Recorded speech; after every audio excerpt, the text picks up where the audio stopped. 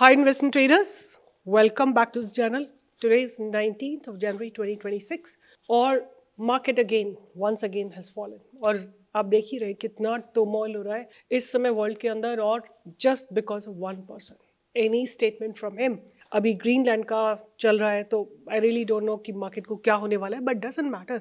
I really believe कि अगर हमारी रिसर्च अच्छी हो ना तो हम लोग डेफिनेटली कुछ ना कुछ ऐसा ट्रेड निकाल लेंगे जिससे पैसा बनता हो. फॉर एग्जाम्पल आज नेफ्रोकेयर ने आपको ब्रेकआउट दिया है या फिर अगर आपने देखा होगा कि बाजार स्टाइल राइट. बाजार स्टाइल एक ऐसा स्टॉक है जिसको कि हमने चैनल पे दिया था. कितने आप देखोगे म्यूचुअल फंड्स हैं जो आपको 10-12 कभी कभी सिंगल डिजिट रिटर्न देते हैं, कभी कभी नेगेटिव रिटर्न देते हैं.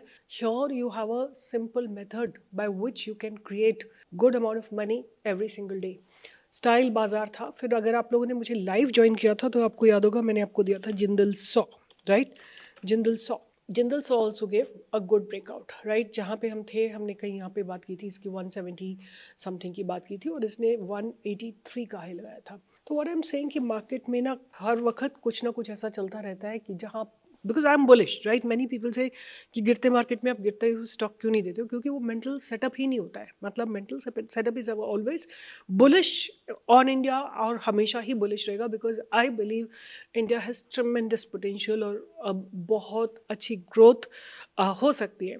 तो मैं ऐसे ही स्टॉक ढूंढती हूँ जिसमें मुझे ऐसा लगता है कि ब्रेकआउट आने की पॉसिबिलिटी है और एक अपवर्ड मूव से पैसा बन सकता है. तो दो स्टॉक आज जो आप देख सकते हैं जिंदल 100 एंड बाजार स्टाइल.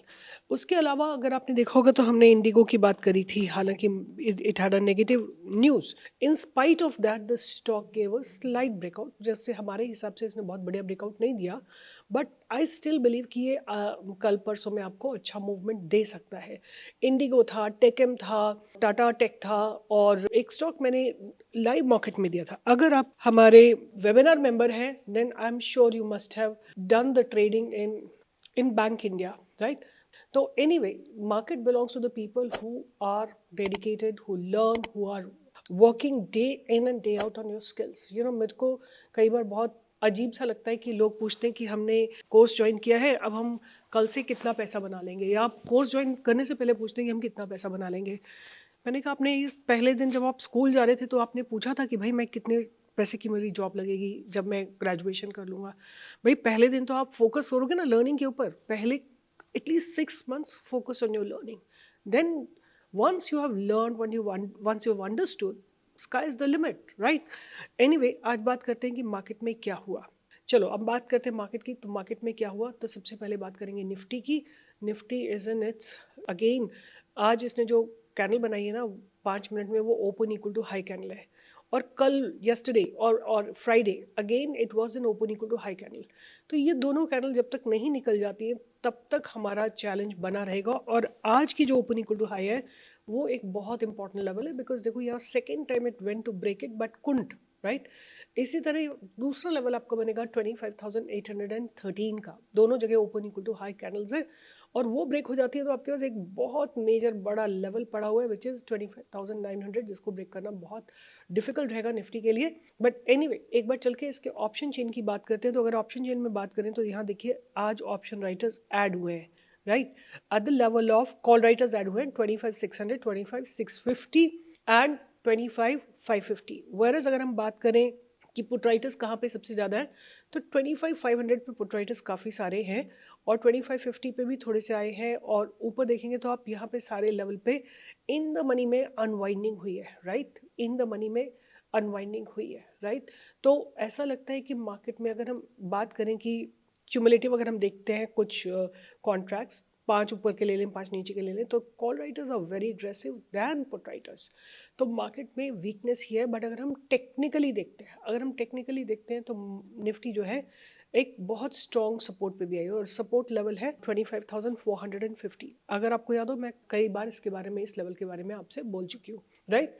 तो ये लेवल डिफेंड होना इंपॉर्टेंट है. अगर नहीं डिफेंड होता है तो फिर आपको नीचे की तरफ इसमें 25,320 के लेवल्स मिल सकते हैं राइट. तो थोड़ा सोच समझ के ट्रेड करिए जब तक ये टर्बुलेंस ख़त्म नहीं हो जाता मार्केट का. जियोपॉलिटिकल सिचुएशन थोड़ी बेटर नहीं होती है. हम लोगों को केयरफुल ही रहना पड़ेगा राइट. बात करते हैं आज क्या हुआ. तो आज जो सबसे बुरी तरह गिरा है वो है reality right, media, oil right. Oil गिरा है बुरी तरह। और विक्स जो है, इंडिया विक्स जो है ना, थोड़ा इंक्रीज हुआ है आज के दिन, इसमें 4% का मूवमेंट आया है। एफएमसीजी सेक्टर थोड़ा पॉजिटिव रहा है, लोअर लेवल से बाइंग आई है। एमएनसी सेक्टर में थोड़ी बाइंग आई है। ऑटो सेक्टर में लोअर लेवल से रिजेक्शन है। फाइनेंस में लोअर लेवल से रिजेक्शन है। और प्राइवेट बैंक्स में भी लोअर लेवल से रिजेक्शन है। तो अगर मुझे आज देखा जाए निफ्टी और बैंक निफ्टी दोनों में अगर कंपैरिजन किया जाए तो बैंक निफ्टी मुझे एक तरीके से ज़्यादा बेटर लगती है, बिकॉज इसके constituent companies were doing very good. Metal sector जो है आज दोजी फॉर्मेशन हुआ है, ना ऊपर गया ना नीचे गया है, एक छोटी सी दोजी बनाई है। मिड कैप में लोअर लेवल से बाइंग आई है। पीएसयू बैंक में भी एक दोजी बनी है। बैंक निफ्टी में लोअर लेवल से बाइंग आई है, राइट। ये एक थोड़ा पॉजिटिव साइन है। और निफ्टी में भी लोअर लेवल से बाइंग आई है। तो लेट्स सी क्या होता है, because crossing 25,650 is going to be very very important. तो मुझे ऐसा लगता है कि कल के अगर हम एक्सपायरी लेवल की बात करें तो 25,500 एंड 25,650 ये लेवल्स मेरे लिए इंपॉर्टेंट रहेंगे। अगर आपको कल कोई यहाँ पे ऑप्शन चेन में कहीं अनवाइंडिंग होती हुई दिखे, मतलब या तो कॉल राइटर्स एग्जिट कर रहे हो या पुट राइटर्स एग्जिट कर रहे हो, तभी आपको यूनिडायरेक्शनल ट्रेड्स दिखाई देंगे। बट ओवरऑल जो मुझे दिखाई दे रहा है वो यही दिखा रहा है कि 25,650 ऑप्शंस में भी बहुत स्ट्रॉन्ग कॉल राइटर्स बैठे हुए हैं। और नीचे की तरफ 25,500 पे अच्छे खासे पुट राइटर्स बैठे हुए हैं। तो ये दो लेवल आप ध्यान में रखिएगा। और अब बात करते हैं कि आज के दिन हमको क्या करना चाहिए, कौन से स्टॉक्स हमारे रडार पे रहेंगे। तो जो स्टॉक्स मैं आपको पहले कई बार दे चुकी हूँ वही स्टॉक्स मैं ज़्यादातर अपने रडार पे रखूँगी, एक्सेप्ट वन स्टॉक जिसकी मैं बात करूँगी 1 मिनट में। IFCI आप देखो लगातार वॉल्यूम्स इंक्रीज होते जा रहे हैं, राइट। मार्केट में इतनी गिरावट होने के बावजूद the stock is gaining strength on a daily basis, right. आज भी अच्छे वॉल्यूम्स आए। आज भी यहाँ पे देखोगे आप ऊपर, तो आज भी अच्छे वॉल्यूम्स हैं इसमें। Here are the volumes. आप देखोगे आज 111 मिलियन वॉल्यूम्स आए। और येस्टरडे की अगर हम बात करें, मतलब फ्राइडे की बात करें, तो 251 मिलियन वॉल्यूम्स आए थे।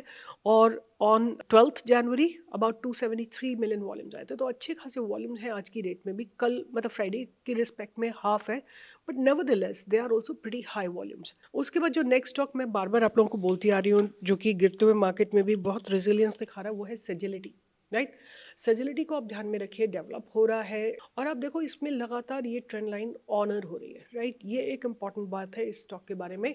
सी ये जो स्टॉक है ना, ये कंपनी जो है ये यूएस में इंश्योरेंस प्रोवाइड करती है। तो अगर कोई यूएस के कोई रूल्स चेंज होते हैं, रेगुलेशंस चेंज होते हैं, तो you have to keep this definitely on radar. But otherwise the company's performance is good. तो Sagility was my second stock. जो थर्ड स्टॉक है ना, उसको हम एक बार स्टडी करेंगे। द स्टॉक नेम इज, मैं अभी आप ही लोगों के साथ स्टडी करूंगी, बिकॉज मुझे भी नहीं पता है कि इसके फंडामेंटल्स कैसे हैं। RNB डेनिम्स लिमिटेड, राइट, ये कंपनी का नाम है। 1323 करोड़ की कंपनी है। P is about 40, ROC is about 15.9, ROE is about 12.3। As you can understand कि ये जो कंपनी है ये क्वालिटी डेनिम टेक्सटाइल प्रोडक्ट को सेल करती है। और फैब्रिक्स की बात करें तो 100% cotton, blends cotton, tencel organic cotton, power stretch cotton, elastane, metallic coating, yarn, whatever, right. और अगर इनकी वीव्स की बात करें तो plain, rib shop, Oxford, matty, till, twill, satin, all those. And अगर हम बात करें इनके डिफरेंट शेड्स हैं, मल्टी कलर्ड हैं। और they run advance spinning facility that produces various yarns including ring spun, all जो भी डिफरेंट स्टाइल्स होते हैं स्पिनिंग के। और कस्टमर की बात करें, company delivered 11% of its year 24 denim revenue from denim corporation and no other customers are contributed more than 10%, right। और अगर हम बात करें कि इनके रेवेन्यू बाइफर्केशन, तो डेनिम से आते हैं अबाउट 97.8, सोलर एनर्जी से 0.4, विंड एनर्जी से 1.8%, एक्सपोर्ट करते हैं 4% and domestic use about 96%। I will be more interested in looking at the sales, right. तो सेल्स को अगर हम देखें क्वार्टर ऑन क्वार्टर की अगर आप बात करो तो अच्छी ग्रोथ है, ऑल्दो साइक्लिक है। अगर आप देखोगे सितंबर में 30 करोड़, दिसंबर 45, मार्च 70, जून 51, सितंबर 66। फिर मतलब एक जून क्वार्टर से थोड़ा सा डिक्लाइन आता है, फिर वापस इम्प्रूव होता है। मतलब थोड़ा साइक्लिक है इनका रेवेन्यू जो है। ऑपरेटिंग प्रॉफिट मार्जिन लगातार रिड्यूस हो रहे हैं, right. From 38% it has come down to 10.65%। और अगर नेट प्रॉफिट की बात करें तो नेट प्रॉफिट में बहुत ज़्यादा इंक्रीमेंट नहीं है। और अगर हम बात करते हैं सेल्स की ईयर ऑन ईयर पे, तो 244 से सेल्स बढ़ के 410 पे आई है। और ऑपरेटिंग प्रॉफिट मार्जिन्स की बात करें तो ईयर ऑन ईयर पे बढ़ा है, क्वार्टर ऑन क्वार्टर पे इनके फ्लक्चुएशंस है ऑपरेटिंग प्रॉफिट मार्जिन्स में। नेट प्रॉफिट की बात करें तो 5 करोड़ से बढ़ के 33 करोड़ पे आए हैं। और ईपीएस की बात करें तो ईपीएस लगातार ग्रो कर रही है।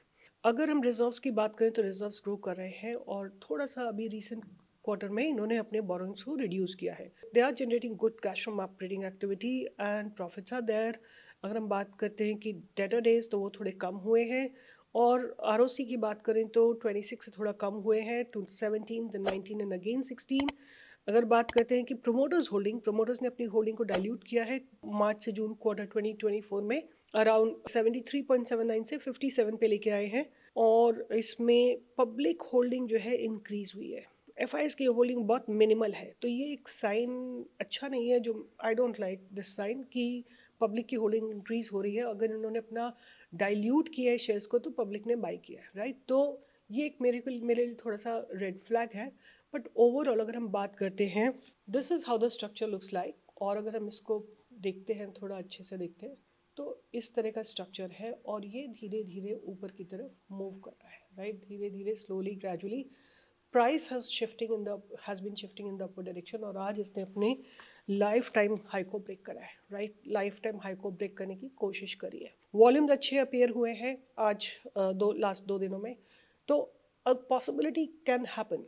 लॉन्ग कंसोलिडेशन हुआ है अब, तो आप R&B डेनिम्स को ध्यान में रख सकते हैं। बट अगर आपको कोई रेड फ्लैग दिखाई देता है तो please do not enter, right, until you really believe कि ये स्टॉक वर्थ है, इसके फंडामेंटल्स ठीक है। आपको चेक करना पड़ेगा, बिकॉज मैं तो प्राइस एक्शन स्टडी कर रही हूँ, फंडामेंटल्स चेक कर रही हूँ, रेड फ्लैग्स बता रही हूँ। अब आपको रिस्क मैनेज करना है, मनी मैनेज करना है, ट्रेड मैनेज करना है। अगर आप वो कर सकते हैं then you enter into it, otherwise I am not responsible what you do। कितना पैसा आप लगाते हो, कितना रिस्क आप लेते हो, कितना रिवॉर्ड आप लेते हो, वो आपकी चॉइस है। I have simply no idea. तो अपने पैसे की रिस्पॉन्सिबिलिटी तो आपको लेनी पड़ेगी। And if you come and write here what to do with this, I have no answer कि इसको क्या करें। आप अपना स्टॉप लॉस लिखिए ना। जब आप किसी भी स्टॉक, देखिए स्टॉक चलने की प्रोबेबिलिटी 50% होती है, स्टॉक गिरने की प्रोबेबिलिटी 50% होती है। क्या पता कल क्या न्यूज़ आ जाए। तो अगर आपको स्टॉप लॉस हिट होता है तो एग्जिट करोगे ना। तो आपका अगर स्टॉप लॉस नहीं है तो प्लीज डोंट एंटर। आपको नहीं लगाना है तो मत करिए स्टॉक मार्केट में trade, right. There is no excuse, there is no resolution of not putting a stop loss। तो stop loss लगाना सीखिए। अगर आपके पास stop loss है, आपका हाथ में लॉस आपके हाथ में होना चाहिए। प्रॉफिट जो है आपको मार्केट अपने आप देगा, लॉस आपका अपने हाथ में होना चाहिए। अगर आप लॉस हाथ में लेना नहीं जानते, इन द सेंस आप स्टॉप लॉस नहीं लगाना चाहते, तो प्लीज़ ट्रेड मत करिए। Before I leave, before I close, I will repeat what I have repeated many times. Probably I'll help you in understanding कि क्या करना चाहिए। बट प्लीज़ आप लोग अगर इस बात को समझेंगे तभी ट्रेड करिए।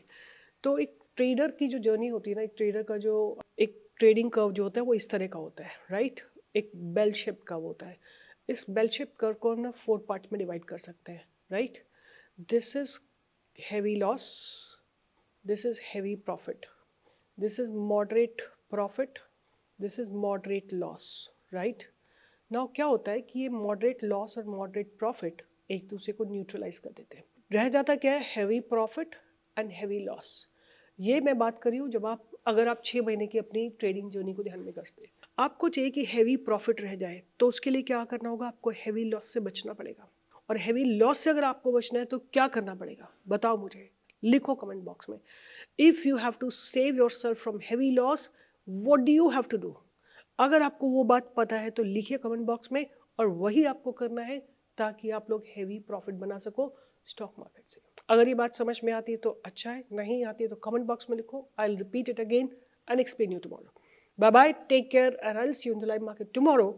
पैसे बनाने हैं तो सीख लो मार्केट को, नहीं तो एक्सक्यूजेस देते रह जाओगे पूरी जिंदगी कि मेरे पास तो डिग्री नहीं है, जॉब नहीं है, गवर्नमेंट बेकार है, फलाना है, ये है, ढिमकाना है। अपने हाथ में अपनी लाइफ डेस्टिनी अपने हाथ में लो। Change your destiny right now, right here, and keep working hard in stock market. Bye bye, take care.